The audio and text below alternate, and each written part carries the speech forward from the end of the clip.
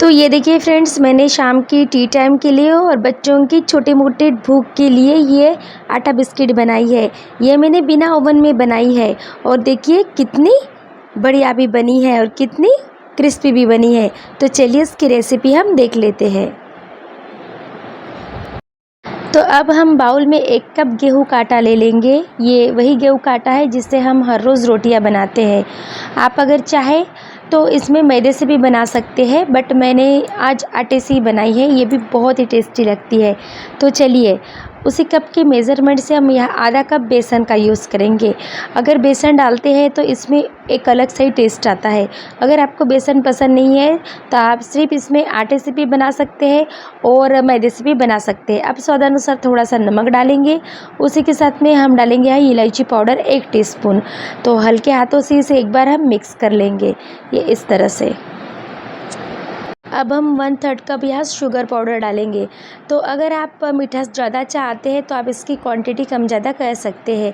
उसी के साथ में मैंने यहाँ 3 से 4 चुटकी बेकिंग पाउडर का यूज़ किया था। जब मैंने शुगर को पाउडर बनाया उसी समय मैंने डाल दिया था। और एक बार इसे अच्छी तरह से हम मिक्स कर लेंगे। अब यहाँ हम 1/3 कप बटर डालेंगे। ये मेल्टेड बटर है। अगर आप चाहें तो इसमें घी का भी यूज़ कर सकते हैं, बट बटर से भी ये बिस्किट बहुत ही टेस्टी बनते हैं। तो एक बार इस तरह से मिलाएंगे। पहले पूरा नहीं डालेंगे हम बटर, बस थोड़ा सा बचा के रखेंगे, ज़रूरत होगी तो डालेंगे।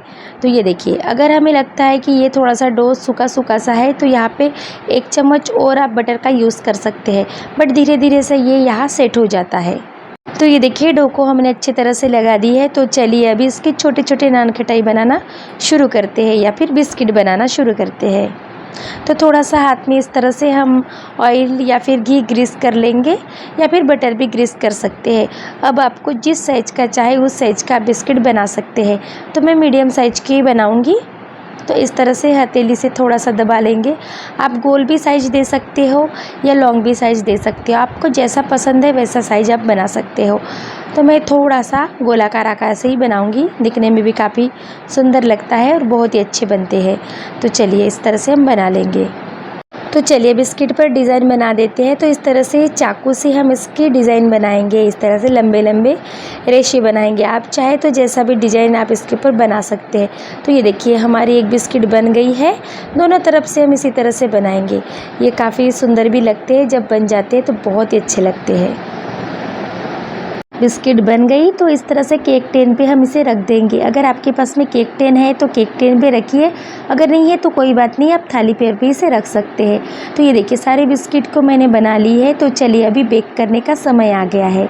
आप चाहे तो काजू बादाम से भी इसको गार्निश कर सकते हैं, बट मैं सिंपल तरीके से ही बनाऊंगी। कभी कभी घर में होता है, नहीं होता है। तो देखिए मैंने पैन को 10 मिनट के लिए प्री हीट पे छोड़ दिया था।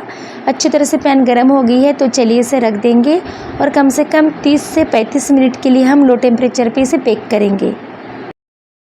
बीच में एक बार आप इसे चेक कर देख सकते हैं कि ये बेक हुई है कि नहीं। तो देखिए अभी तक ये बेक नहीं हुई है। तो चलिए इसे थोड़ी देर के लिए छोड़ देते हैं।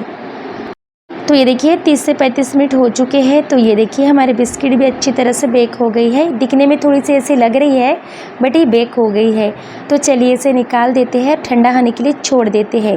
और दूसरा जो बैच है उसे भी इसी तरह से हम बना लेते हैं। तो चलिए इसे निकाल देते हैं, हल्के हाथों से इस तरह से इसे निकाल देते हैं। और सेकंड बैच को भी इसी तरह से सेट कर देते हैं और उसे भी 30 से 35 मिनट के लिए अच्छे से बेक कर देते हैं। तो देखिए बिस्किट ठंडे हो गए हैं। तो चले एक एक करके बिस्किट को हम निकाल लेते हैं। ये इस तरह से देखिए कितनी बढ़िया बिस्किट बनी है हमारी। तो ज़रूर फ्रेंड्स घर पर इसे बनाइए, देखिए बहुत ही टेस्टी बिस्किट बनते हैं।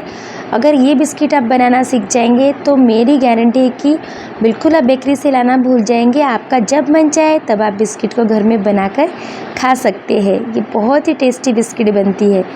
तो चलिए एक एक करके देखिए बिस्किट को मैंने सजा दी है। तो एक तोड़कर अभी दिखाती हूँ कि ये कितनी क्रिस्पी भी बनी है।